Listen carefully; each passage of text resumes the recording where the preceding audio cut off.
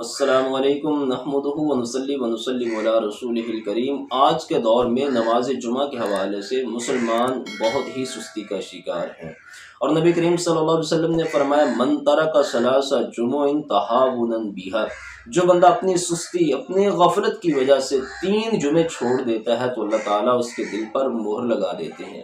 اور دوسری حدیث کے الفاظ ہے، نبی کریم صلی اللہ علیہ وسلم نے فرمایا لَيَنْتَهِيَنَّ أَقْوَامٌ عَنْ وَضْعِهِمُ الْجُمُعَاتِ، لوگ نماز جمعہ چھوڑنے سے باز آ جائیں ورنہ اللہ تعالیٰ ان کے دلوں پر مہر لگا دیں گے اور پھر وہ لوگ غافلوں میں سے ہو جائیں گے۔ غفلت کی مہر، اس سے مراد کہ انسان کے دل سے نیکی کی توفیق چھن جاتی ہے، اور نیکی سے محروم ہو جانا، نیکی کی توفیق چھن جانا، یہ بہت بڑی بدقسمتی ہے، یہ بہت بڑی محرومی ہے۔ شاید آج کے دور میں مسلمانوں کو اس کا احساس نہیں ہے، اور نبی کریم صلی اللہ علیہ وسلم نے فرمایا کہ میں نے ارادہ کر لیا ان لوگوں کے گھروں کو جلا دوں جو نماز جمعہ سے پیچھے رہتے ہیں۔ یہ صحیح مسلم کی حدیث ہے۔